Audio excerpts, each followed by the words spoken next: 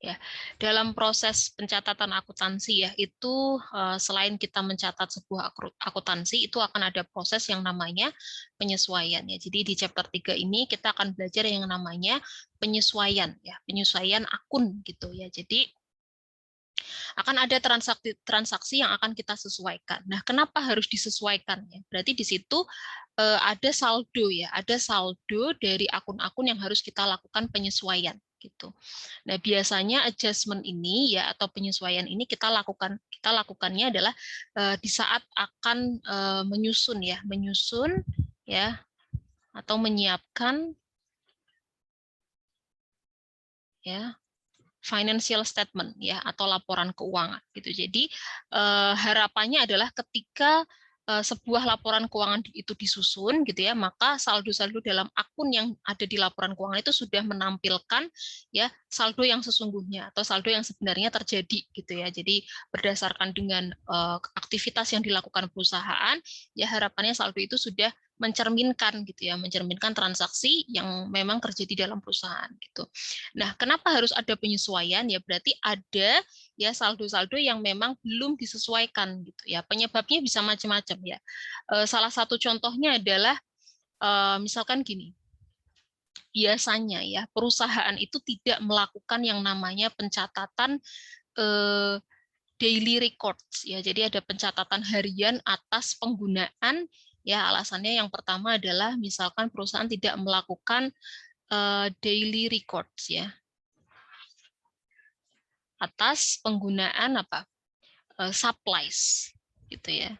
Jadi supplies itu kan apa ya frekuensi penggunaannya itu kan ini ya banyak ya. Jadi karena dia sifatnya adalah bahan habis pakai ya maka intensitas atau frekuensi penggunaan bahan habis pakai ini sering gitu ya. Maka sangat tidak efektif ya kalau misalnya perusahaan itu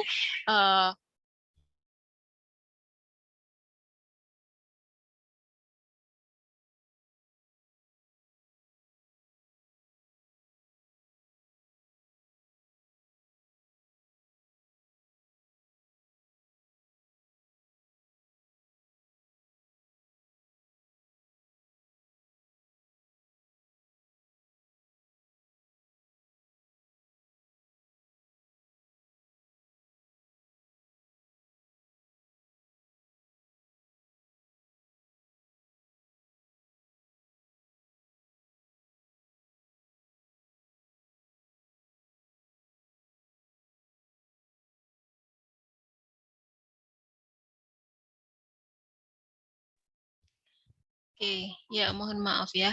Jadi yang pertama adalah alasannya yang tadi ya saya melanjutkan eh, karena perusahaan itu tidak melakukan daily records ya atau transaksi pencatatan harian atas penggunaan supplies ya. Jadi atas penggunaan supplies.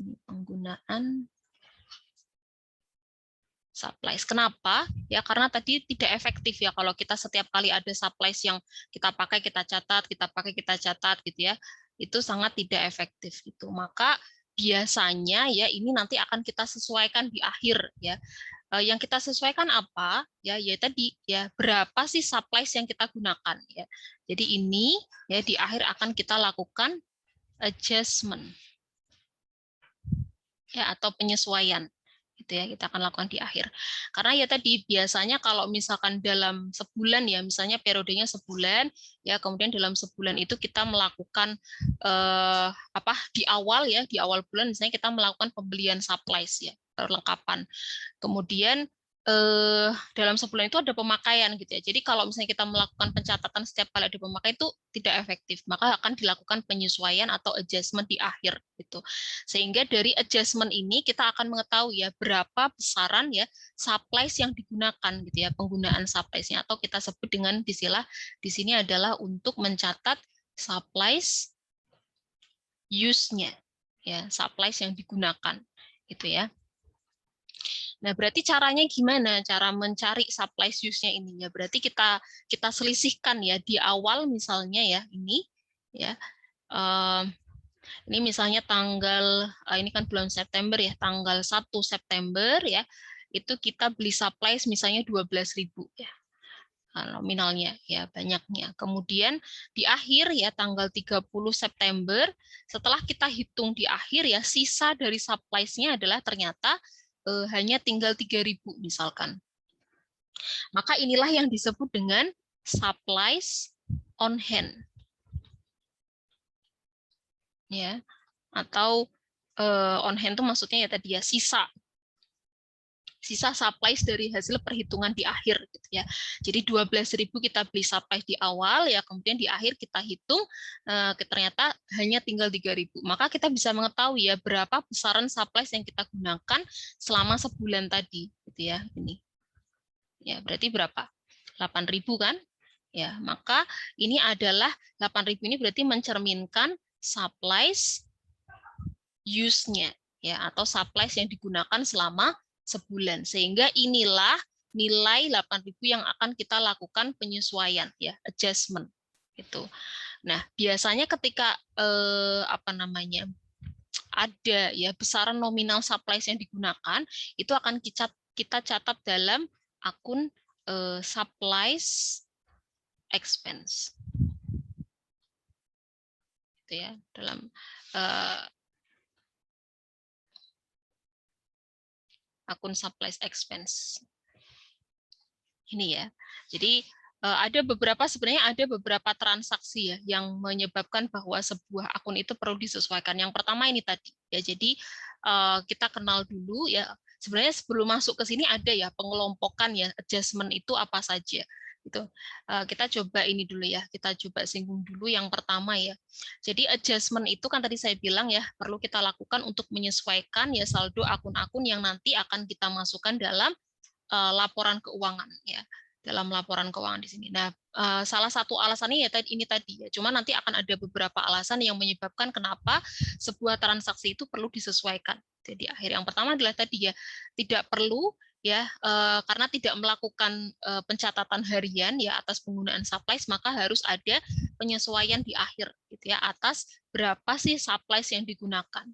Gitu ya. Nah, sebelumnya ya kita akan mengenal bahwa yang namanya adjustment itu ya, adjustment ya itu ada dua jenis ya. Ada dua kelompok. Yang pertama adalah yang sifatnya deferral ya, yang satunya adalah lagi yang sifatnya accrual ya, kalau teman-teman lihat. Ya, di sini sebenarnya ada pengelompokannya juga ya. Kalau deferral itu biasanya terkait dengan transaksi yang tadi yang pertama saya sebutkan ya, supplies, penggunaan supplies. Kemudian yang kedua adalah transaksi insurance, ya, asuransi. Kemudian yang ketiga adalah depresiasi. Ya. Kemudian ada lagi nggak ya? Ini sepertinya ini ya. Kemudian yang accrual, ya accrual itu biasanya terkait dengan account receivable, ya, dan account payable. Ya. Jadi nanti kita akan lihat seperti apa ya bedanya deferral dan accrual. Ya.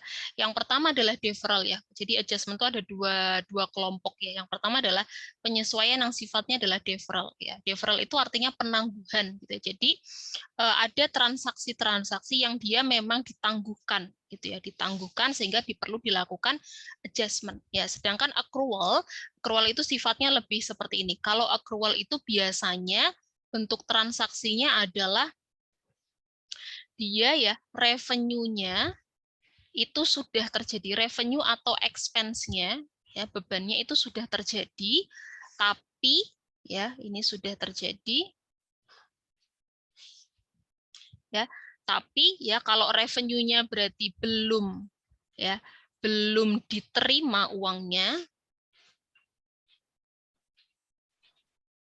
ya, atau belum ditagih ke customer ya. Jadi alasannya bisa satu ya, dua ya, belum ditagih ke customer, atau ya belum ditagih ke customer, belum diterima uangnya ya. Ini ya kurang lebih ini. Jadi belum diterima uangnya dan belum oke, silakan Mbak Elsa. Belum diterima uangnya dan belum ditagih ke customer, sehingga di situ pasti akan muncul piutang ya, tapi revenue-nya, jasanya misalkan itu sudah dilakukan ya, sehingga pasti di situ akan dicatat sebagai service revenue. Jadi di situ kita sudah boleh mengakui pendapatan ya, tapi karena uangnya belum diterima dari customer atau belum diberikan tagihannya ke customer atau kita belum menagih ya ke customer atas jasa itu, maka di situ akan muncul piutang. Sehingga biasanya service revenue ini ya pasangannya dengan piutang. Ya, sedangkan kalau yang expense gimana? Expense-nya sama ya, expense-nya sudah terjadi ya, sudah muncul expense-nya, tapi kita belum membayar ya. Kalau ini berarti konteksnya kita belum membayar ya, atau belum dicatat. Ya, ini sama juga bisa jadi ini belum dicatat juga, unrecorded gitu ya. Gitu ya. Jadi contohnya kalau yang expense misalkan ya, kalau yang revenue ini tadi kan berarti misalnya kita perusahaan jasa, kita sudah memberikan jasa kita ya, misalnya jasa servis AC ke sebuah perusahaan, kemudian kita belum menagih ya jasa itu ke customer ya, atau kita belum memberikan tagihannya ke customer, atau misalkan belum diterima uangnya ya, maka di situ kita service revenue-nya sudah muncul ya, piutangnya juga muncul ya, maka yang dicatat di situ adalah ya, kalau contohnya seperti itu berarti account receivable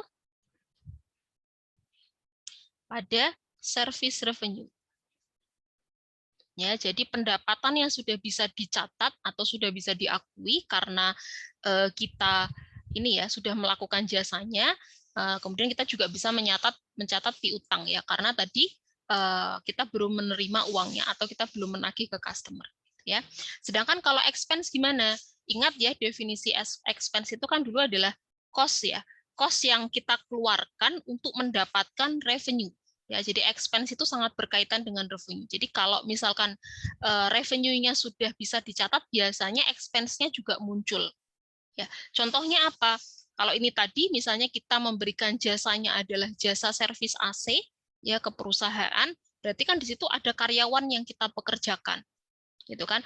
Ketika kita mempekerjakan karyawan, artinya beban gajinya itu sudah ada, ya sudah timbul. Ya, karena karyawannya sudah dipekerjakan gitu, sehingga di situ pasti akan muncul nih ya, saya taruh di sini nggak apa-apa ya, kemana-mana ininya, salaries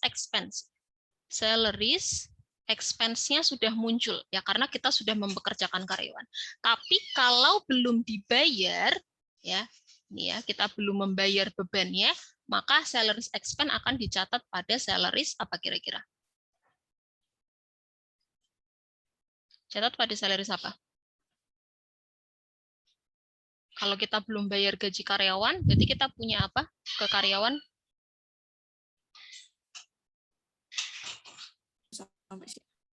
Punya apa? Punya utang ya, salaries payable. Gitu ya. Jadi akan dicatat ya pada salaries expense dan salaries payable itu. Nah, kalau hutangnya sudah dibayar atau gajinya sudah dibayar, berarti gimana ya? Sudah, berarti salaries payable-nya berkurang ya, kita catat di debit pada cash. Gitu ya. Misalnya ini 2000, 2000. Ini juga misalnya 2000, 2000. Gitu ya. Jadi accrual itu ya yang kuncinya ya biasanya dia berkaitan dengan akun piutang dan hutang. Ya, kenapa bisa muncul piutang? Ya karena tadi ya ada revenue yang sudah terjadi ya, sudah bisa diakui, tapi ya uangnya belum diterima ya, atau belum ditagih ke customer ya. Kalau yang account payable gimana ya, karena expense-nya sudah timbul ya, bebannya sudah ada, tapi kita belum melaksanakan pembayarannya gitu. Atau misalnya contohnya mudahnya adalah utilities expense ya. Utilities expense itu terkait dengan nih ya, utilities expense. Nanti kalau kalian ada transaksi ini ya, utilities expense itu terkait dengan air ya, water kalau misalnya perusahaan manufaktur, kemudian listrik, electricity, kemudian telepon. Ya, ini adalah termasuk dari tiga ini ya, tiga biaya ini tuh masuk ke utilities expense. Kayak electricity ya, electricity itu kan tagihan listrik itu kan baru baru muncul nanti di akhir bulan gitu kan, tagihannya baru kita tahu. Jadi itu sebenarnya expense-nya sudah muncul ya, tapi kan kita baru bisa kita belum mencatat karena tagihannya ya baru akan keluar di akhir bulan, sehingga nanti masuknya adalah ke alasan yang ini ya. Ini ya belum dicatat, tapi di situ akan muncul ya bebannya sudah ada, tapi karena kita belum bayar karena tagihannya belum ada ya, maka di situ akan muncul hutang gitu ya. Itu kalau accrual ya, sifatnya transaksi accrual, maka adjustment-nya adalah sifatnya itu. Sedangkan kalau deferral atau penangguhan itu ada transaksi-transaksi yang kita tangguhkan, sehingga nanti pencatatannya adalah di akhir. Contohnya ya tadi misalnya supplies gitu ya. Supplies kita kembali ke sini ya. Supplies tidak langsung kita catat karena tidak efektif ya kalau kita catat secara harian, maka perlu dilakukan yang namanya adjustment ya, atau penyesuaian atas apa? Atas supplies yang kita gunakan, karena kita tidak mencatat ini ya selama sebulan itu. Misal kalau periodenya sebulan ya, biasanya sih bulanan gitu ya. Maka untuk mengetahui berapa supplies yang kita gunakan ya, maka kita bisa menselisihkan antara supplies yang kita beli di awal periode ya dengan supplies on hand-nya. Ya biasanya di akhir akan kita hitung berapa sih kira-kira sisa ya supplies yang kita miliki. Gitu ya. Supplies on hand itu supplies yang dimiliki di akhir gitu ya. Maka nilai selisih inilah yang kita catat sebagai supplies use dan akan dicatat pada akun expense. Ya, berarti supplies use itu berapa besarnya supplies yang kita gunakan akan dicatat sebagai beban. Ya, tepatnya adalah pada supplies expense gitu. Nah, kemudian berarti adjustment-nya apa? Ya, jurnal penyesuaiannya apa? Ini berarti langsung saya sebutkan ya jurnal penyesuaiannya. Terkait dengan transaksi supplies yang ini ya, ini berarti yang pertama kan kita bahas supplies dulu ya. Di sini deh. Ini ya, supplies ya, berarti jurnal penyesuaiannya adalah adjustment-nya itu adalah supplies expense pada apa kira-kira? Misalnya tadi nilainya kan 8.000 ya. Ini untuk mencatat berapa besaran supplies yang kita gunakan.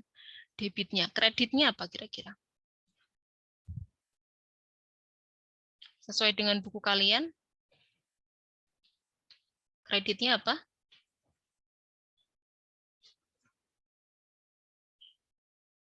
Ada yang pegang materinya nggak? Kalian pegang materinya kan? Sudah punya materinya belum? Indah Ramadhani? Sudah ya? Oke, pokoknya kalau saya nggak ngecek, pastikan kalian punya ya, karena kalau misalnya kalian nggak punya itu sangat akan susah untuk mengikuti gitu. Jadi kalian udah dewasa, jadi silakan kalian care sama diri kalian sendiri. Kalau merasa butuh ya berarti silakan dicari gitu ya, nggak harus saya ingatkan setiap hari. Oke. Kemudian semua materi ada di situ. Jadi kalau supplies expense ya adjustment-nya misalnya 8.000 untuk mencatat besaran ya supplies yang digunakan, maka dicatat pada apa? Kreditnya apa? Akun apa? Bisa dilihat di buku kalian kalau kalian pegang bukunya. Adelia Afifah. Hadir Adelia? Hadir, Bu. Ya, dicatat pada akun apa? Supplies expense.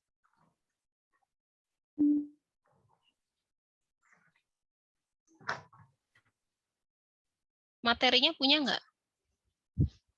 Punya, Bu. Ya, oke.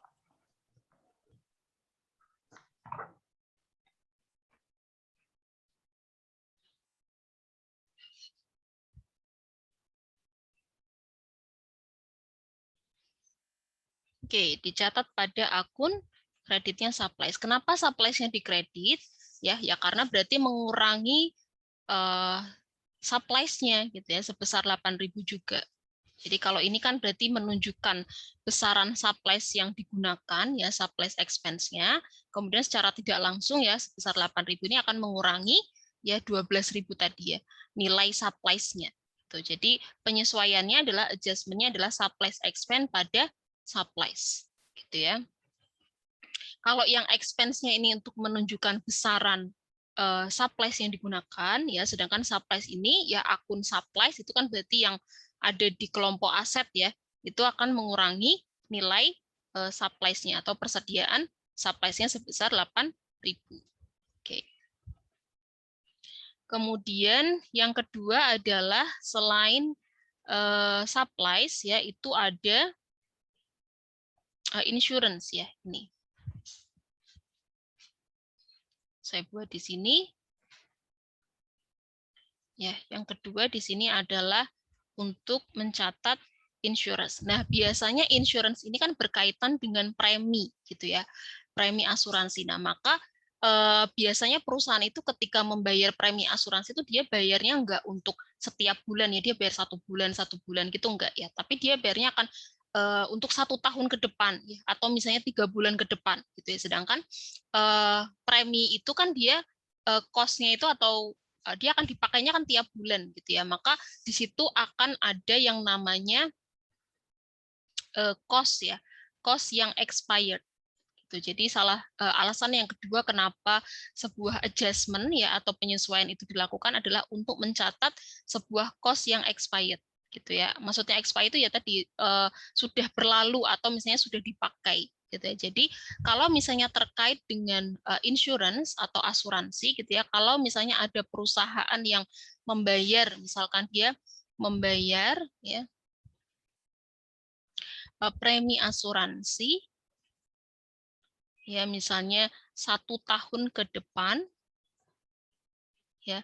Nah, kemudian kalau misalkan kita akan melakukan pencatatannya itu setiap bulan ya, berarti kan ada premi yang dia expired atau yang sudah digunakan tiap bulannya gitu kan. Maka kita akan melakukan penyesuaian atas itu ya, berapa sih cost yang sudah expired atau sudah dipakai setiap bulannya gitu. Nah, kalau misalnya kemarin kita belajar ya, membayar premi asuransi untuk 1 tahun ke depan, itu berarti akan muncul akun apa?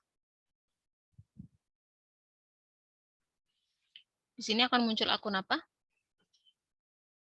Berarti kita bayar dulu, tapi hak kita baru akan dipakai misalnya nanti 1 bulan kemudian atau 1 bulan ke depan. Tapi kita sudah bayar misalnya untuk 1 tahun gitu ya, atau 3 bulan ke depan. Gitu. Berarti di situ akan muncul akun apa? Terkait dengan transaksi dibayar di muka ya, berarti kalau ini. Asuransi dibayar di muka. Prepaid insurance. Ya, asuransi dibayar di muka atau prepaid insurance. Oke. Nah, kalau prepaid insurance kan kemarin konteksnya kita bayar dulu, ya kita sudah bayar di awal, tapi haknya baru akan dipakai kemudian, gitu kan? Nah, ini prepaid insurance itu berarti masuk kelompok akun apa? Kemarin ini bayar dulu, ya haknya kemudian, gitu ya. Ini masuk kelompok akun apa? Aset. Aset. Aset atau hutang? Aset. Aset ya. Oke, maka dia saldo normalnya adalah di debit. Maka ya ketika kita akan melakukan penyesuaian atas cost yang sudah expired ya tiap bulannya itu secara otomatis ya itu akan mengurangi prepaid insurance-nya.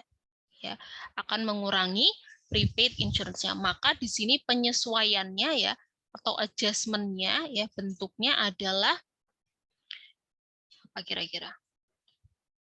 Untuk mencatat cost yang sudah expired tiap bulan kita catat pada akun apa? Expense juga, tapi di sini berarti expense-nya adalah insurance expense ya. Pada akun apa? Mengurangi apa berarti? Prepaid insurance. Prepaid insurance-nya, betul. Contoh misalkan ya, kalau selama 1 tahun ke depan ya, misalkan kita bayar untuk apa namanya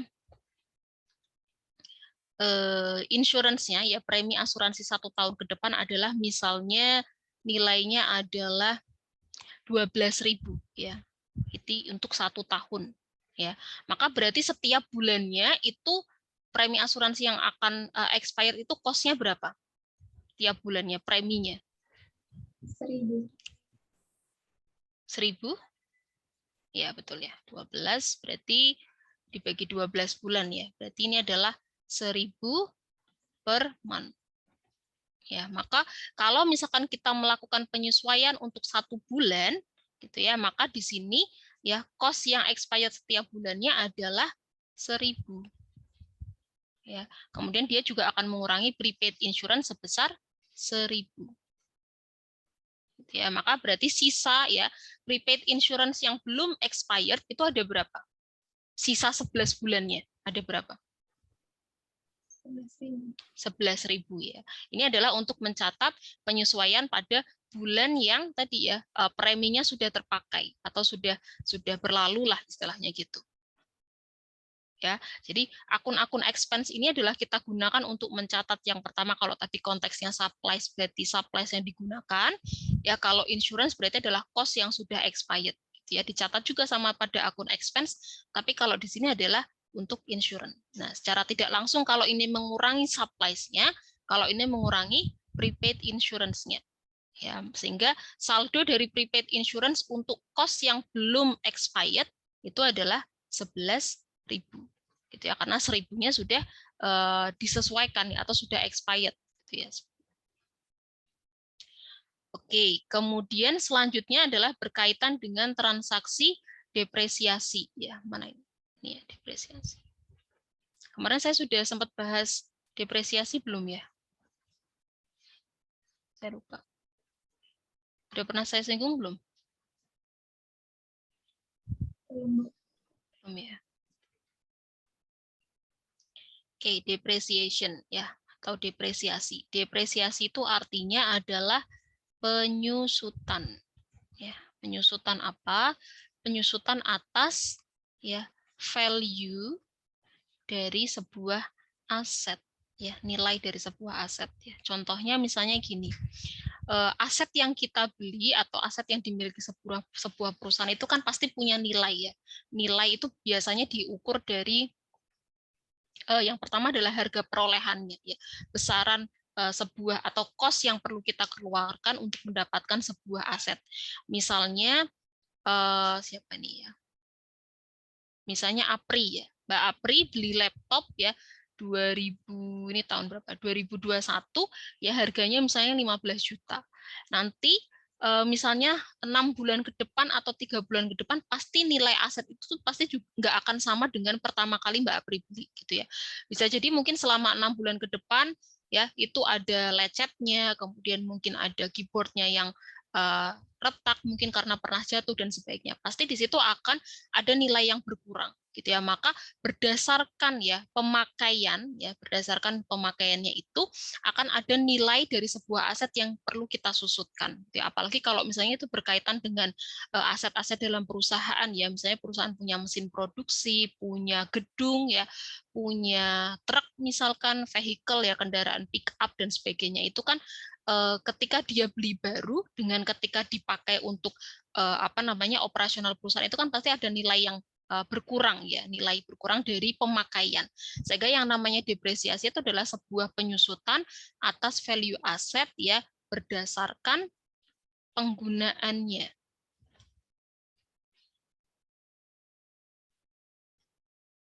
Ya, cost yang kita gunakan gitu ya. Maka biasanya depresiasi ini kita lakukan ya atau kita susutkan setiap tahun ya, tapi biasanya kalau di transaksi buku kalian itu karena dia membuatnya per bulan biasanya akan dibagi lagi menjadi 12 gitu ya. Tapi biasanya penyusutan itu dilakukan setiap tahunnya ya. Maka dalam konsep depresiasi ini ya akan ada yang namanya useful lifetime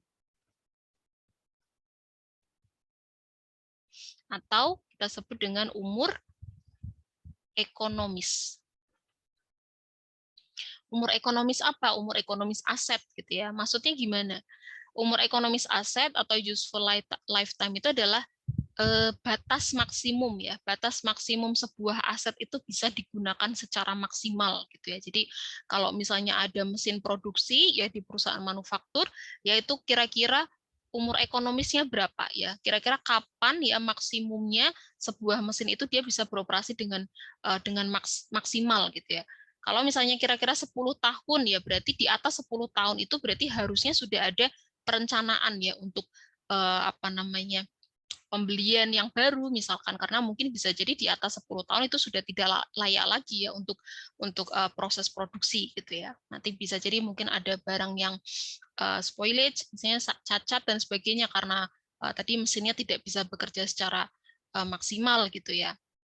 Jadi pasti akan ada yang namanya tadi useful lifetime gitu, atau umur ekonomis. Sehingga yang namanya umur ekonomis itu sifatnya adalah estimasi. Ya, ini adalah sifatnya estimasi. Karena bisa jadi ya kalau perkiraan mesinnya pertama kali beli kayaknya ini bisa dipakai sampai 10 tahun ke depan. Ya, ternyata baru dipakai 5 tahun misalnya perusahaannya mengalami kebakaran misalnya gitu ya.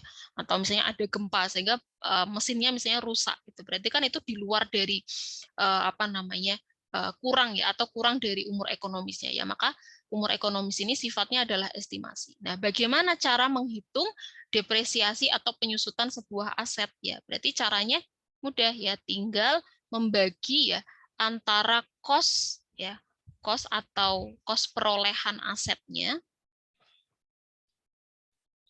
dibagi dengan umur ekonomisnya ya. Misalkan kalau tadi harga laptopnya adalah 15 juta ya, kemudian umur ekonomisnya adalah 10 tahun ya, maka cost atau nilai yang disusutkan setiap tahunnya adalah berapa? 1.500.000 ya. Ini misalnya per year. Itu ini adalah depresiasinya. Itu ya. Jadi ini adalah cara menghitung depresiasi. Berapa cost untuk memperoleh asetnya dibagi dengan umur ekonomisnya ya. Maka bagaimana jurnal penyesuaian yang harus kita catat ya untuk mencatat ini ya. Cost dari sebuah aset yang kita gunakan ya berdasarkan penggunaannya. Maka di sini akan muncul akun apa? Kalau tadi supplies itu untuk supplies use-nya berarti dicatat pada supplies expense ya.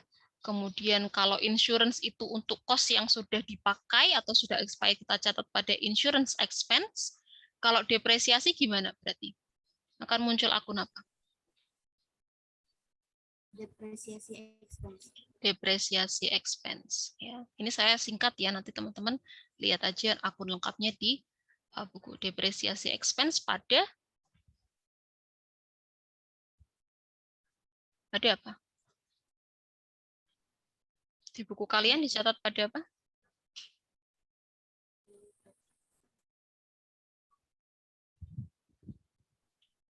Pada apa? Ya, ini di debit. Kreditnya apa? Akumulasi depresiasi. Akumulasi depresiasi. Nah, ini saya mau singgung sedikit ya. Ini saya turunkan di sini ya supaya agak luas. Ini teman-teman silahkan mengikuti gimana nyatatnya gitu ya. Oke, jadi tadi ya depresiasi itu dicatat pada depresiasi expense. Ini debitnya pada akumulasi accumulated depreciation. Nah, biasanya setelah untuk akun akumulasi depresiasi ya, setelah kata-kata depresiasi ini biasanya akan ada strip seperti ini, kemudian diikuti oleh jenis aset yang disusutkan, gitu ya. Misalkan di situ yang disusutkan adalah equipment, ya maka di sini akan ditulis equipment. Atau kalau misalnya di situ yang disusutkan adalah kendaraan ya, berarti di situ adalah accumulated depreciation vehicle, strip vehicle ya, atau kendaraan gitu.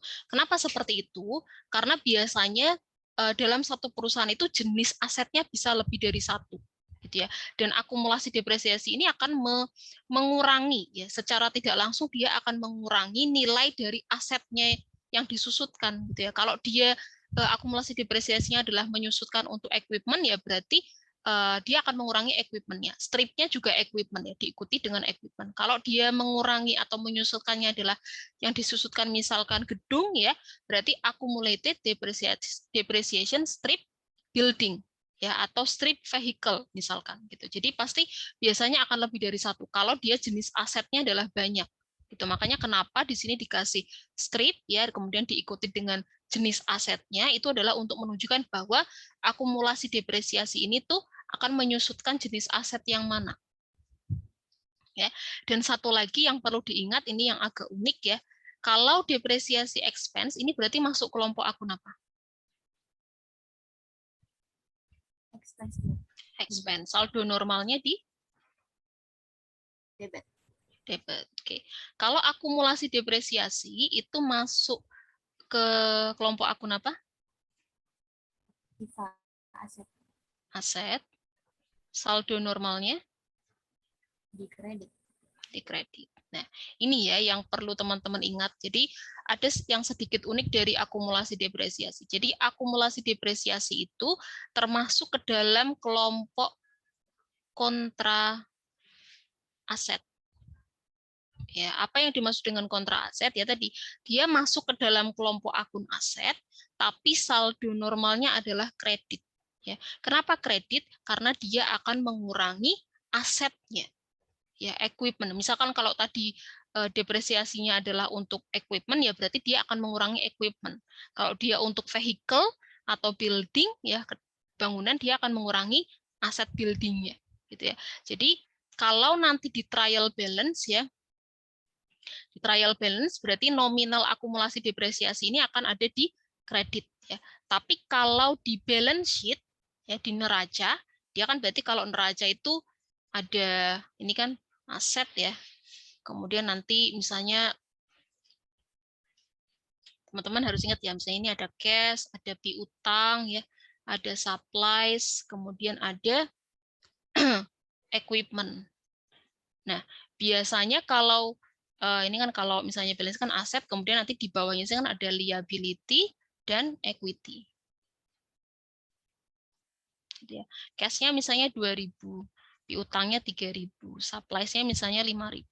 Nah, ketika menghitung equipment ini ya aset, maka kita tidak boleh meninggalkan ya, atau melupakan ada akumulasi depresiasi untuk equipment-nya. Itu maka di sini ketika menghitung equipment, maka kita harus sesuaikan dulu nilainya ya bersih ya dari akumulasi depresiasinya. Ya, misalnya equipment-nya nilainya adalah 10.000. Ya, maka harus dikurangkan dulu dengan akumulasi depresiasinya. Misalnya nilainya 5.000, maka nilai equipment yang kita masukkan di sini adalah 5.000. Gitu ya, karena akumulasi depresiasi itu kontra aset ya, dia masuk kelompok akun aset tapi saldo normalnya adalah kredit. Gitu ya. Jadi dia tuh aset tapi dia saldo normalnya kredit, karena kalau biasanya kan aset saldo normalnya debit ya, yaitu saldo normalnya kredit. Gitu ya. Dia masuk ke dalam kelompok kontra aset. Gitu ya. Oke, ini jadi yang pertama adalah tadi ada supplies, insurance, dan depreciation. Ini jurnal penyesuaiannya ya. Jadi untuk menunjukkan kalau supplies itu berapa besaran supplies yang dipakai ya, dicatat pada expense, tepatnya pada supplies expense. Kemudian kalau insurance ya itu dicatat pada expense juga untuk mencatat berapa sih cost yang sudah dipakai atau premi yang sudah dipakai atau yang expired gitu ya. Dicatat pada insurance expense. Kemudian untuk depresiasi itu kita catat berapa sih cost atau penyusutan berdasarkan penggunaannya, itu dicatat pada expense juga tapi pada depresiasi expense atau beban penyusutan. Kalau yang di sini berarti beban atau supplies yang digunakan itu akan mengurangi supplies, ya kalau yang di sini akan mengurangi prepaid insurance, kalau di sini bukan mengurangi ya, tapi akan menambah akumulasi depresiasi. Jadi gini, kalau nanti teman-teman belajar membuat tabel penyusutan ya. Jadi biasanya kan tadi saya bilang penyusutan itu kan dilakukan per tahun ya. Misalnya ini tahun pertama, ini year, tabel year, kemudian ini tabel depresiasinya, kemudian di sini ada tabel akumulasi depresiasi. Akumulasi itu kan berarti pertambahan gitu ya. Jadi misalnya tahun pertama penyusutannya kan sama biasanya tuh kalau pakai metode garis lurus. Nanti teman-teman juga akan belajar ini. Depresiasi yang disusutkan tiap tahun adalah misalkan tadi berapa? 12.000 dibagi 12 ya, 1.000 ya. 1.000 setiap tahun misalkan. 1.000, maka akumulasi depresiasi tahun pertama adalah 1.000. Ya, kemudian yang kedua, karena penyusutan tiap tahunnya sama ya, berarti tahun kedua dia akan disusutkan 1.000 juga. Tapi akumulasinya di tahun kedua berarti menjadi 2.000 gitu ya. Nah, berarti di sini bukan mengurang ya maksudnya. Ini justru akan malah menambah akumulasi depresiasi. Tapi akumulasi depresiasi ini akan mengurangi asetnya gitu secara tidak langsung. Gitu ya. Nanti akan terlihat ketika menghitung di balance sheet-nya. Ini di neraca yang tadi. Oke, berarti pembahasan untuk jurnal deferral ya, penyesuaian untuk kelompok deferral sudah selesai. Nah, sedangkan untuk yang accrual ini sebenarnya tadi sudah dibahas ya. Jadi tadi ada 2 jenis. Saya coba buatkan di sini supaya jelas ya. Apa ya? Ini kemana-mana. Atau di sini aja deh biar nggak terlalu jauh.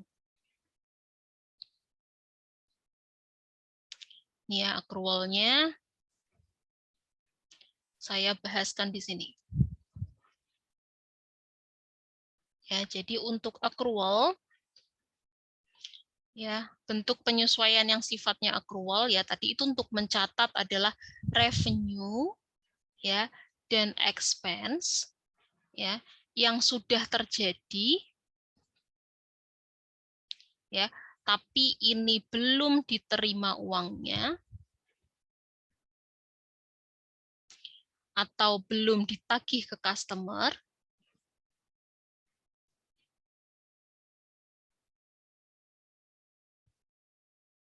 Kalau yang ini berarti belum dibayar expense-nya atau uangnya belum dibayar gitu ya.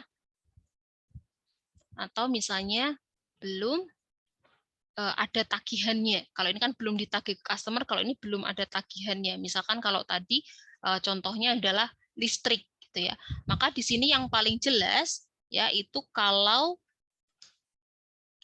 revenue ya, kita sudah melakukan jasanya, kita bisa mencatat sebagai revenue ya. Kalau itu bentuknya adalah jasa berarti service revenue, tapi belum diterima uangnya, maka di sini akan muncul account receivable atau piutang ya. Sedangkan yang ini karena bebannya sudah muncul atau timbul, tapi karena kita belum bayar, maka di sini akan muncul account payable, hutang. Gitu ya. Nah, tadi kalau contohnya ini tadi, misalkan kita sudah menyerahkan barangnya, misalkan ya mengantarkan barangnya ke customer ya, tapi kita belum memberikan tagihannya, maka di situ akan muncul ya revenue ya, muncul piutang pada revenue ya. Kalau bentuknya pendapatannya adalah jasa ya berarti contohnya adalah piutang ya pada service revenue. Ya. Sedangkan kalau yang expense, karena kita tadi misalnya sudah mempekerjakan karyawan ya untuk mendapatkan revenue-nya ini, ya maka di situ beban gajinya sudah muncul ya. Tapi karena kita bayar gajinya misalnya masih seminggu lagi ya, karena setiap tanggal berapa misalkan gitu ya, berarti di situ akan muncul salaries expense ya, bebannya sudah timbul pada salaries payable ya, masih terhutang gaji ya karena belum dibayar. Ini contoh jurnal adjustment-nya ya, ada 2 bentuk transaksinya. Jadi kalau yang deferral tadi kurang lebih ada 3 bentuk transaksinya. Yang ini 1, 2, 3 ya, sedangkan kalau yang accrual ada kurang lebih ada 2 ya, revenue dan expense. Ini adjustment-nya ada 2. Ini ya. Kemudian terkait dengan adjusting entries, kurang lebih seperti itu. Tapi nanti berarti teman-teman, sebentar ya, saya cek dulu di bukunya.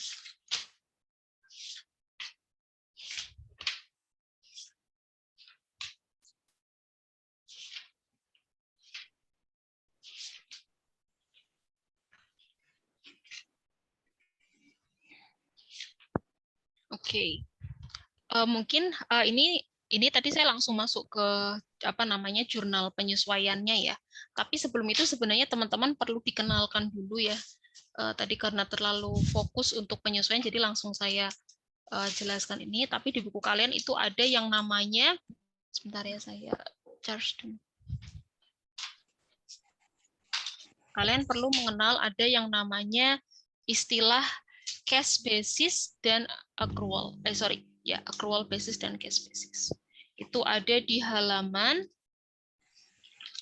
berapa?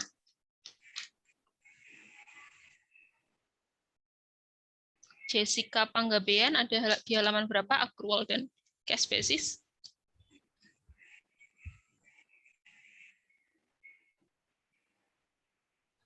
Di halaman berapa Mbak Jessica? 97, Bu.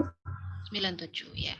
Oke, di halaman 97 ya, teman-teman silakan buka. Di situ ada konsep accrual dan cash basis gitu. Oh, sebelumnya ada fiskal dulu ya. Fiskal dan calendar years.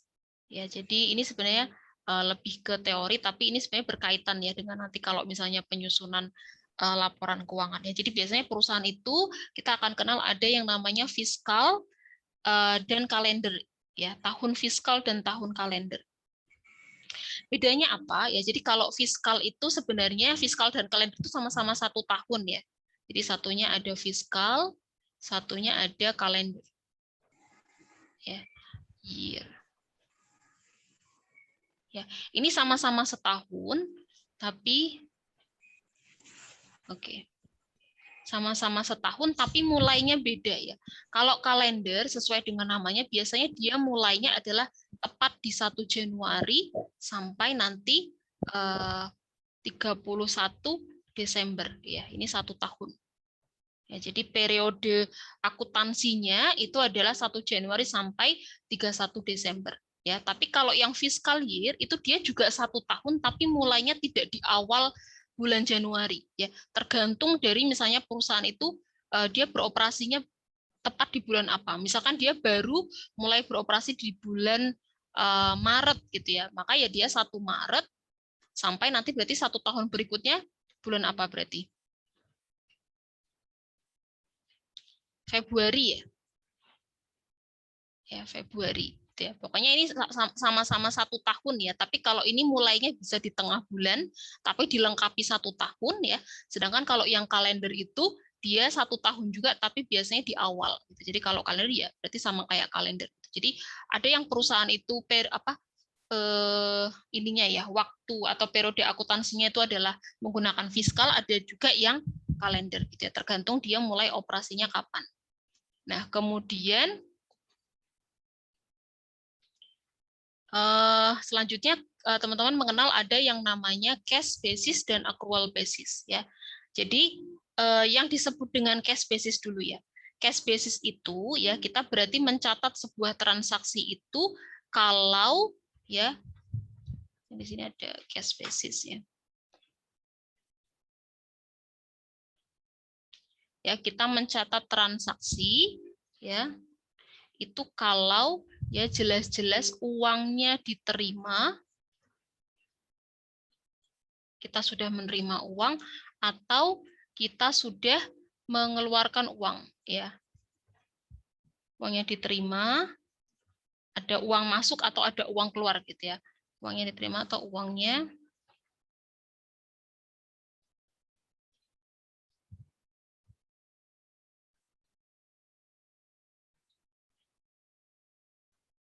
contohnya misalnya gini ya, kita baru mencatat sebuah transaksi misalkan pembelian gitu ya, atau misalnya kita penjualan. Kita baru mencatat transaksi penjualan itu kalau kita sudah menerima uangnya dari customer. Ya, misalkan kita jual ya, jual ini tanggal berapa? Tanggal 23 September misalkan. Ya, ini jual. Ya, jualnya jual kredit. Ya. Kemudian customer ya baru akan membayar ya, pembayaran oleh customernya itu baru akan dilakukan misalnya tanggal 1 Oktober. Ya, ini pembayaran. kalau menggunakan cash basis, ya maka yang namanya transaksi penjualan ini tadi akan dicatat kira-kira pada tanggal 23 atau tanggal 1. Kalau menggunakan cash basis. 1, Bu.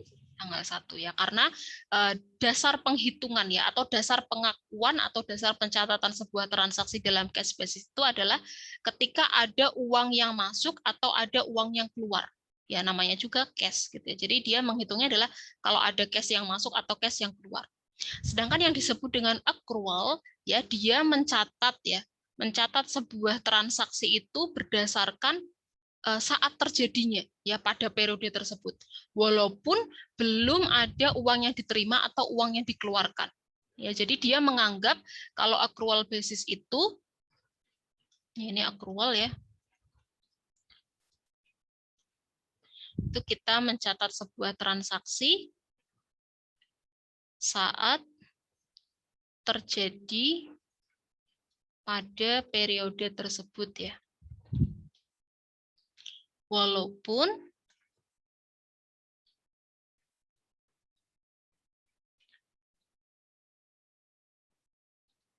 belum diterima uangnya atau dibayar. Ya.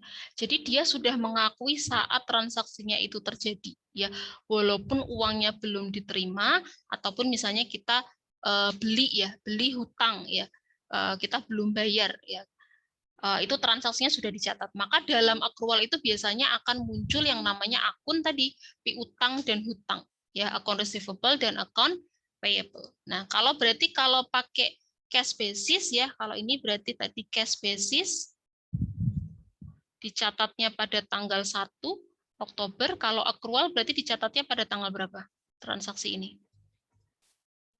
Tanggal 23. 23 ya. 23 September. Nah, yang lebih masuk akal ya atau sesuai dengan konsep pencatatan itu adalah kita menggunakan yang accrual. Jadi banyak perusahaan-perusahaan besar itu yang dia menerapkannya adalah accrual. Kalau cash basis itu sedikit bukan sedikit ya, memang tidak relevan kalau dipakai untuk perusahaan besar karena biasanya perusahaan-perusahaan besar itu kan transaksinya banyak yang sifatnya adalah hutang ya, kemudian piutang ya, jualnya jual kredit, belinya juga beli kredit. Maka di situ akan banyak piutang dan hutang sehingga sangat tidak relevan kalau sebenarnya itu sudah terjadi, tapi karena belum bayar atau misalnya belum terima duit, maka tidak dicatat ya transaksinya gitu. Tapi kalau untuk perusahaan kecil atau individual yang dia bentuk transaksi piutang dan hutangnya itu sangat kecil atau bahkan nggak ada gitu ya, itu biasanya dia nggak masalah kalau pakai cash. Tapi kalau perusahaan besar pakai cash itu justru malah akan ini ya tidak relevan ya. Jadi tidak mencerminkan lah, dia tidak mencerminkan keadaan transaksi di perusahaan itu sebenarnya seperti apa. Karena sebenarnya kan sudah ada ya transaksinya itu sudah muncul, hanya menunggu ya tadi menunggu apakah customer-nya itu akan membayar atau kita akan melunasi hutangnya gitu ya. Jadi kalau accrual itu dia akan mengakui sebuah transaksi itu adalah saat memang sudah terjadi walaupun ya belum diterima uang atau dibayar. Nah, sedangkan yang biasa kita lakukan pencatatannya selama 2 chapter ini ya sampai nanti di chapter berikutnya itu kita akan menggunakan yang accrual gitu. Jadi kita tidak menggunakan yang cash basis gitu ya. Maka kalau accrual tuh ya tadi akan muncul account receivable dan account payable. Oke, ini sekilas tentang fiscal, calendar year, sama accrual dan cash basis. Itu ya, kemudian nanti di bawahnya itu sebenarnya materinya nyambung dengan yang recognizing revenue dan expense gitu ya. Jadi pengakuan pendapatan dan beban. Ya, di sampingnya itu ada gambar, ya, ada garis, ya, kemudian ada titik tengahnya, itu pengakuan pendapatan itu adalah dicatat atau diakui saat jasanya perform ya atau dilakukan service perform ya. Di mana bisa jadi nanti cash-nya itu diterimanya nanti gitu ya di masa depan. Gitu. Nah, sedangkan beban itu ya berarti mengikuti pendapatan gitu ya, harus matching. Oke, kemudian sudah ya adjusting entries. Nah, selanjutnya berarti prosesnya ya adalah setelah kalian melakukan jurnal penyesuaian ya, maka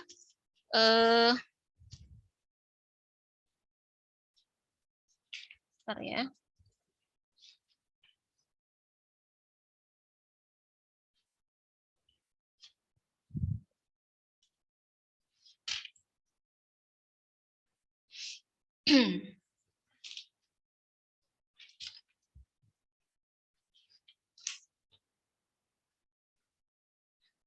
Oke, selanjutnya berarti kalian akan melakukan posting ya. Jadi nih ya, kita ke sini, kita coba ingat-ingat lagi ya. Silakan teman-teman tolong disebutkan ya, saya menuliskan aja apa yang teman-teman sudah pelajari. Jadi tahap pertama dari sebuah pencatatan akuntansi itu yang pertama adalah nih ya, ada sebuah transaksi, kemudian akan kita catat sebagai apa? Kita catat dalam apa? Tahap pertama yang harus kita lakukan,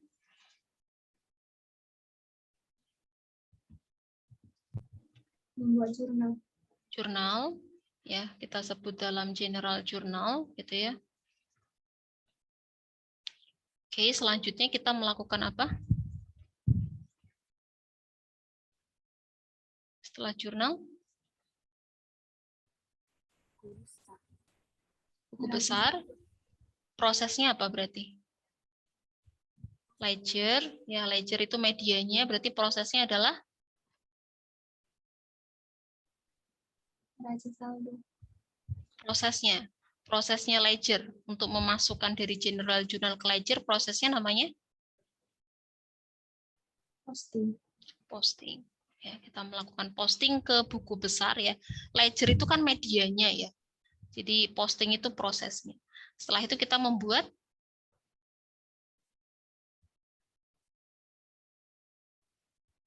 buat apa?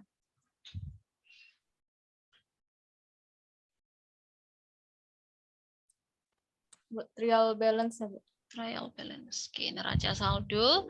Kemudian setelah itu Adjusting entries, penyesuaian. ya, kita bikin penyesuaian, adjusting entries. Kemudian dari adjusting entries kita bikin apa? Neraca saldo setelah penyesuaian. Neraca saldo sebelum itu ada proses apa? Setelah kita bikin jurnal, tapi jurnalnya penyesuaian, kita berarti melakukan apa?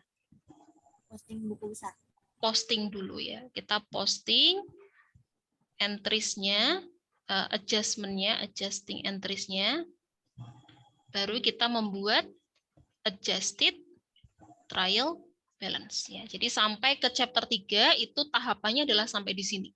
Ya. Nanti di chapter 4 akan berlanjut lagi gitu ya. Jadi yang pertama adalah ada transaksi ya dalam perusahaan, di mana kemarin teman-teman ingat tidak semua ya peristiwa ekonomi dalam perusahaan itu bisa dicatat dalam bisa masuk ke dalam kelompok transaksi dan dicatat gitu ya. Kemudian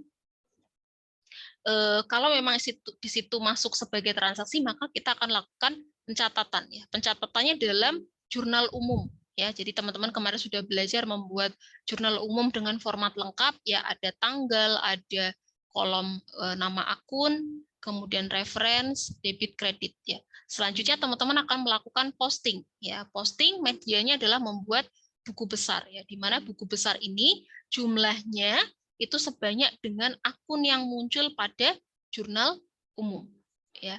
Kalau sudah membuat buku besar, kita akan mendapatkan yang namanya saldo akhir ya untuk masing-masing akun. Di mana saldo akhir ini akan kita pindahkan ya saldonya pada trial balance atau neraca saldo. Ya. Kemudian dari neraca saldo ini ya maka kita akan lihat lagi kira-kira ada nggak transaksi yang perlu penyesuaian di akhir. Ya, maka kita akan membuat adjusting entries ya. Adjusting entries itu formatnya sama ya dengan general journal. Jadi kalau general journal itu punya format ada tanggal ya, tadi misalnya di sini ada date ya, account title ya, nama akun, ada reference ya, ada debit, ada kredit, maka adjusting entries ini juga sama ya, formatnya seperti ini persis gitu ya. Seperti ini persis sama gitu ya. Tapi di situ jurnalnya adalah jurnal penyesuaian. Ya, ini yang keempat ya. Selanjutnya kalau sudah sudah masuk ya atau sudah menyelesaikan adjusting entries, maka kita harus memposting lagi ya. Jadi prosesnya sama, karena sudah dibuatkan jurnalnya, maka kita harus mengupdate ya, mengupdate buku besar yang tadi ya. Karena kita kan ada penyesuaian nih, maka saldo-saldo yang ada di buku besar itu harus kita update lagi dengan penyesuaian yang ada gitu ya. Jadi kita akan mendapatkan saldo akun yang baru ya di sini ya, di proses posting ini. Gitu ya. Jadi kita mengupdate, ya ini proses yang kelima. Selanjutnya, kalau kita sudah mendapatkan saldo akhir yang baru setelah disesuaikan dengan adjustment-nya atau penyesuaiannya, ya maka kita akan bisa menghasilkan atau menyusun yang namanya neraca saldo penyesuaian, ya atau adjusted trial balance. Ini yang ke-6. Jadi teman-teman harus bisa melakukan ini semua, dan ini harus dibuat dengan format persis seperti yang ada di buku kalian. Karena nanti ketika UTS atau UAS, saya akan menilai juga dari sisi formatnya ya, bukan hanya nominalnya ya. Karena kalian itu prosesnya adalah baru sampai tahap belajar ya untuk menyusun siklus akuntansi, maka yang dinilai bukan hanya nominal ya atau angkanya, tapi juga proses penyusunannya. Itu apakah formatnya sudah betul, lengkap atau tidak, ya referensinya diupdate atau enggak, nomor akunnya ada atau enggak, ya itu yang akan saya nilai juga. Jadi bukan cuma nominal. Ya, jadi jangan abaikan format. Oke. Oke, untuk chapter 3 kurang lebih seperti itu. Ada yang mau ditanyakan dulu? Mungkin bisa dilihat di formatnya ya, gambarannya itu ada di halaman 1, 12 sampai ke 113. Ya, itu ada tampilan jurnal untuk penyesuaian dan ada ledger-nya yang sudah diupdate untuk adjusting entries-nya.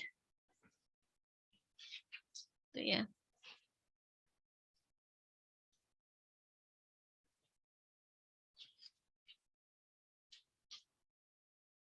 Nah, dari sini ya, kalau di buku kalian di halaman 115 itu setelah adjusting entries, kalian bisa menyiapkan financial statement-nya ya. Ada tambahan lagi di sini. Ini ya, ada financial statement. Ini yang ke-7.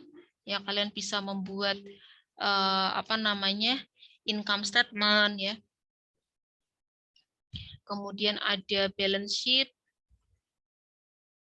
Ya. Sorry, ini bikin owner dulu ya.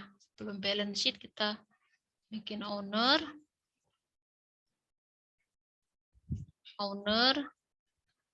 equity, kemudian dari owner's equity kita bisa menyusun balance sheet. Oke, kira-kira kenapa saya membuat urutannya seperti ini? Kira-kira ada nggak hubungannya income statement kita buat dulu, kemudian owner's equity, kemudian balance sheet, kira-kira ada nggak hubungannya? Boleh nggak saya bikin balance sheet dulu, kemudian income statement, kemudian owner's equity? Nggak bisa, Bu, karena itu tahapannya berhubungan. Berhubungan. Kira-kira apa yang berhubungan, Mbak? Misalnya, contohnya dari income statement ke owner's equity, hubungannya apa?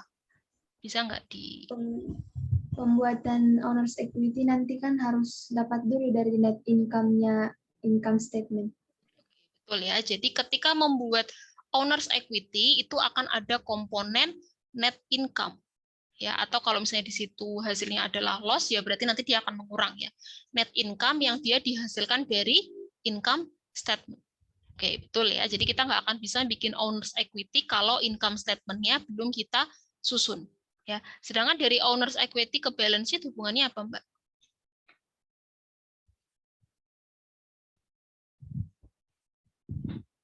Dari owner's equity ke balance sheet.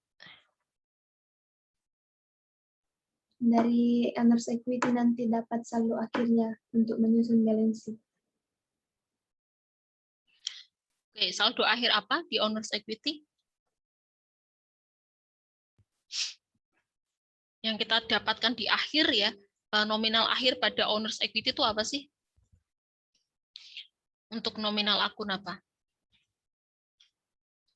Kalau kalian lihat di laporannya ya, halaman 115.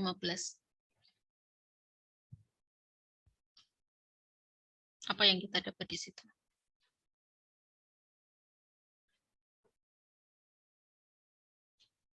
Sudah betul ya, tadi bukan saldo akhir sih.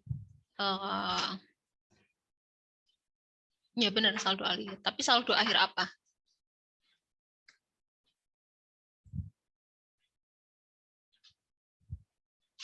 Terkait dengan namanya di situ? Apa? Modal ya, capital. Ya, jadi ending capitalnya.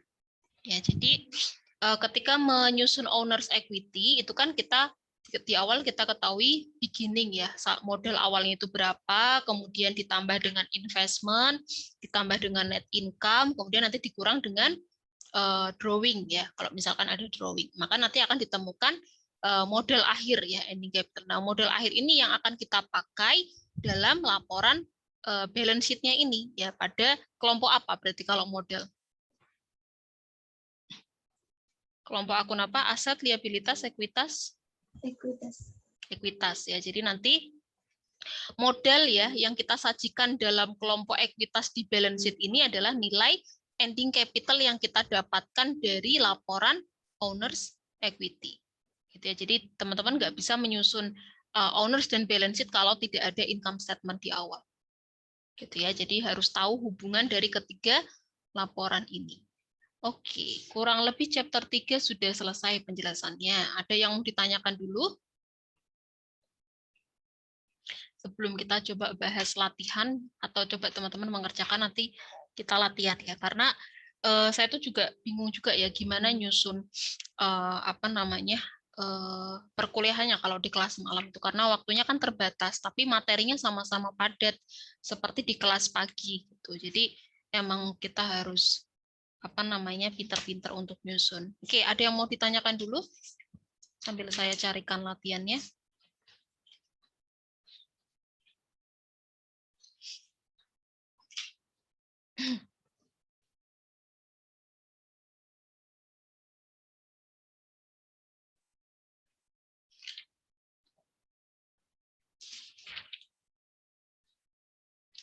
Ada yang mau tanya dulu nggak? Saya coba ini ya, stop recording ya.